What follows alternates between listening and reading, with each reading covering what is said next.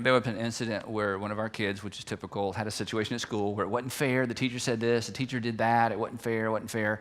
And so there was in me, oh my gosh, I'm going to go down there and, be the bad guy, and we had a talk. And then I remembered, I thought, okay, wait, we're at a fork in the road. I can go down there and bail or, side with and side against, or I can say, okay, so what do you do when an authority makes an unjust decision? What do you do when you're under an authority that makes a wrong or unjust decision?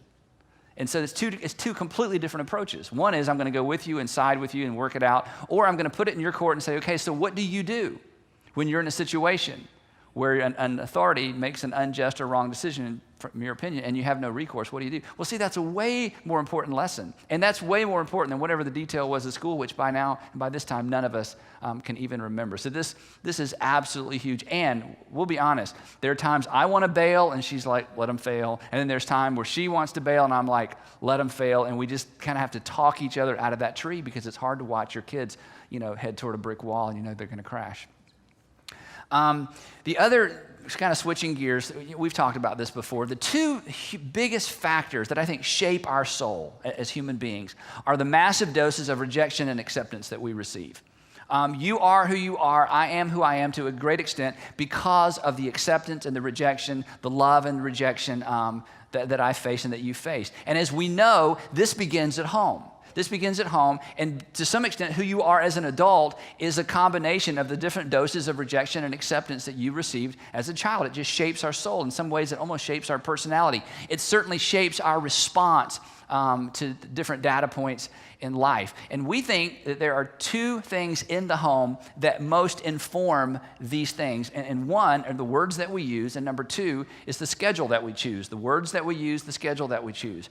And so one of the things that we've tried to do, and not always successfully, in fact, I'd back up and say this, my greatest regrets as a parent have nothing to do with disciplining, have nothing to do with rules. My greatest regrets, there are words I wish had never come out of my mouth. And they were true. Everything I said was true. But with the excuse of it's true, I rejected my children.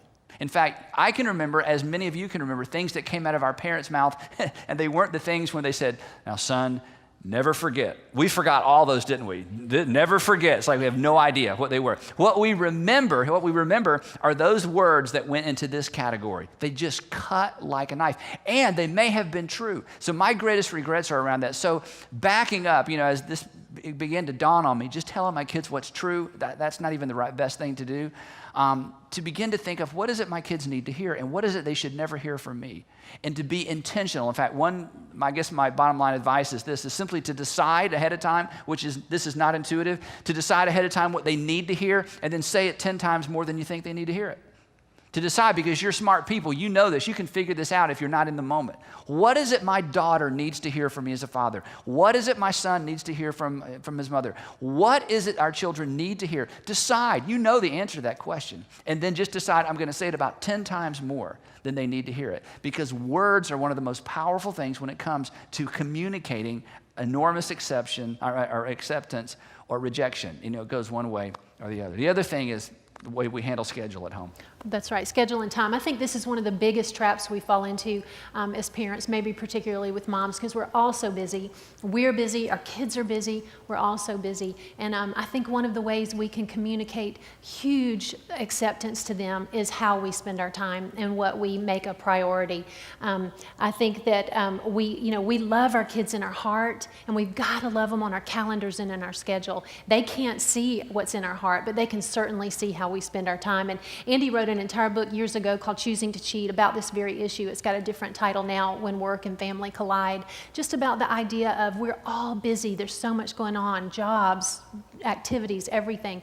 And how to just make family and make children the priority in that. I think the thing that makes great parents great those things don't feel urgent. So those aren't the things that make it to our calendar and make it to our schedule. Those aren't the things that feel urgent. You know, for some of you dads, you don't have time to, you don't have a lot of time during your week. Maybe you travel, maybe you don't have a flexible schedule, moms too.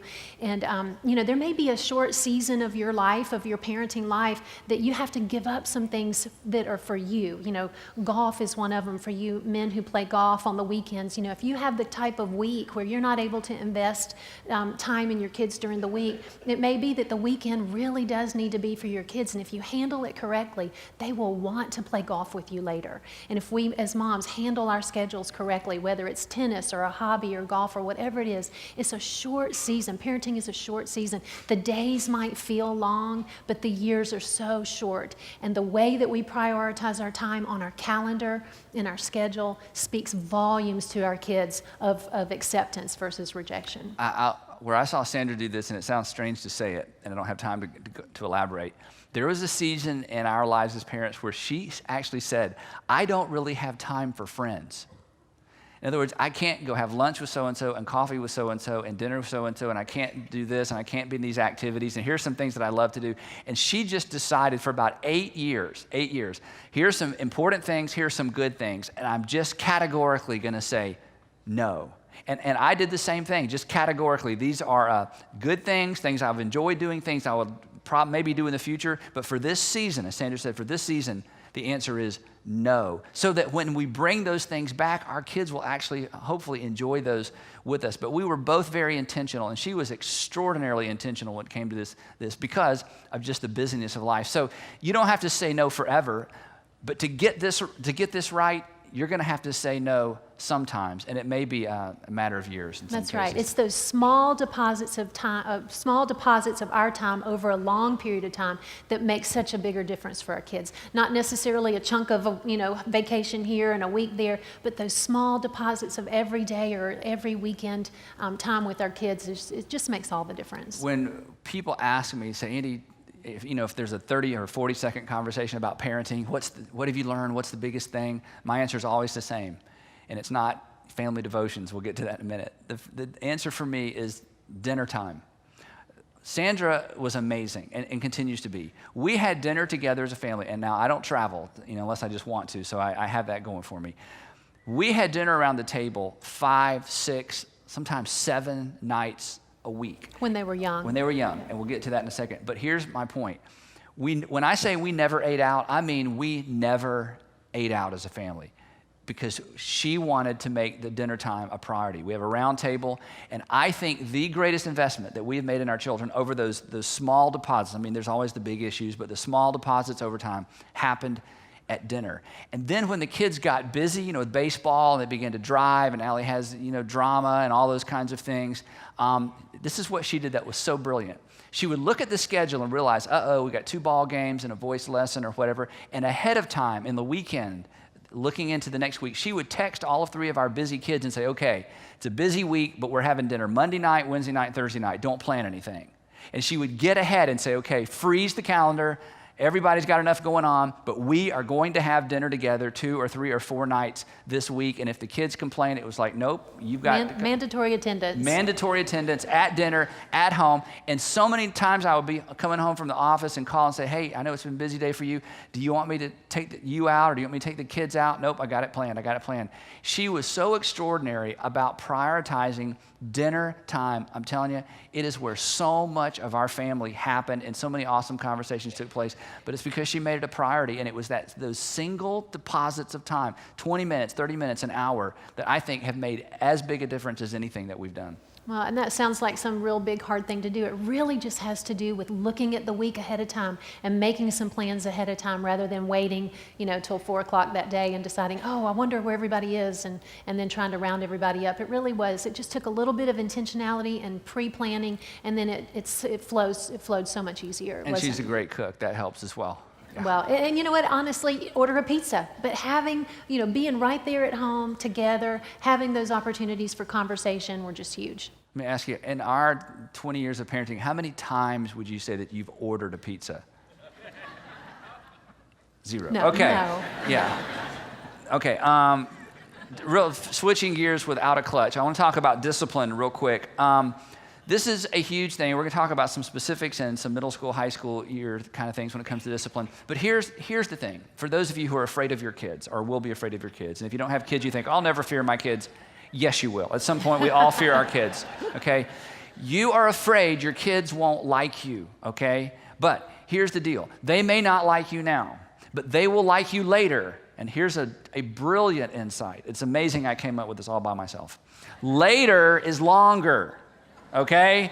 Later is longer. You want them to like you later, and later is longer than right now. And so the whole discipline thing is absolutely huge. When we first had kids, this is an area where we sat down with so many people and said, tell us what you've learned, tell us what you've seen.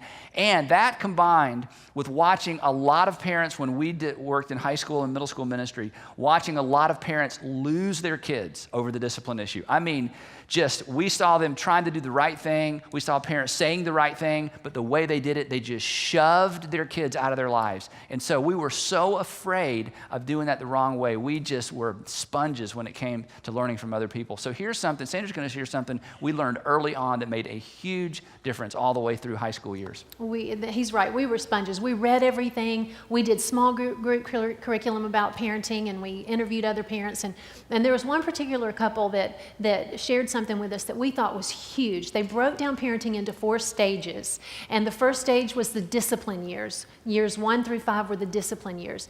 The next stage was the training years. And training years were 5 through 12. And then the coaching years were 12 through 18. And then friendship years were 18 on. And this was so helpful to me, especially when our kids were young. And I had all 3 of them at home. Our kids are 20 months apart. So, when Andrew was 4, we had our 3rd child, or when he was 3 and a half, we had our 3rd child. So there were some busy, crazy parenting years. And there were certain days I just thought, I am disciplining all day long. I'd call my mom and say, Mom, I'm so tired. I'm tired of disciplining, all that. And she's like, sweetheart, this is just a season. This is just a season. And the way this broke down helped me realize this really is just a season. It may be a really exhausting, days are long kind of season, but it's a season. And there's some overlap between some of these. The discipline years, the training years, when those are done well, the coaching years, then you get to enjoy those friendship years later. Where we saw parents really mess this up is the parents that didn't do this here, and they didn't do it very well here, because as long as a kid's 5, 6, or 7, you can still pick them up and put them in the bed. And then once their kids got too big to manhandle, then they started disciplining. And you start disciplining here, it's over, rover, okay? It is too late. Parenting is done. By the time your kids are 14 or 15, you're done parenting. And if you haven't switched into coaching, it's going to be conflict city. And so we saw that so many times. And this helped us understand what we had seen in so many Christian families, where families that were just seemingly wonderful just shoved their kids away. And so we realized we have to start here. We've got to be consistent. And because of this really is an extraordinary. That's right. The other thing we saw was a lot of times people would want the friendship years too early. Yep. And that would derail the whole thing. Yeah, you can't be friends with your middle schooler. Mm-hmm, that's right. Just remember, later is what? Later is longer. That's Later right. is longer. Also, during that younger season, in fact, before we even had Andrew, I think we were at dinner with some friends, and I was either pregnant with Andrew or we were moving in that direction, and the other couples were also thinking about parenting, in the near future. And one of the couples at dinner with us already had a couple of small children, and we had an issue at dinner, and their little girl had, I don't even remember what it was, something.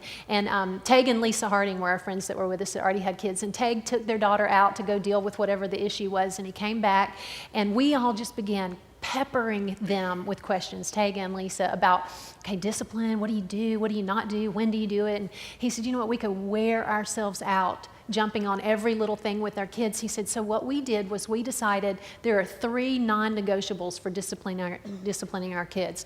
When they are disobedient, dishonest, or disrespectful. Those are the 3 things we don't let go. Now, there may be other things we pretend like we don't see, or we pretend like we don't hear, and just let those go. Dishonesty, disobedience, disrespect, non-negotiable, deal with those. And that's during those discipline years and during those training years. All of that overlaps, and those are just non-negotiables. And that helped us so much, because you do. And for those of you with a bunch of young kids at home, it's exhausting to try to stay on top of every little thing.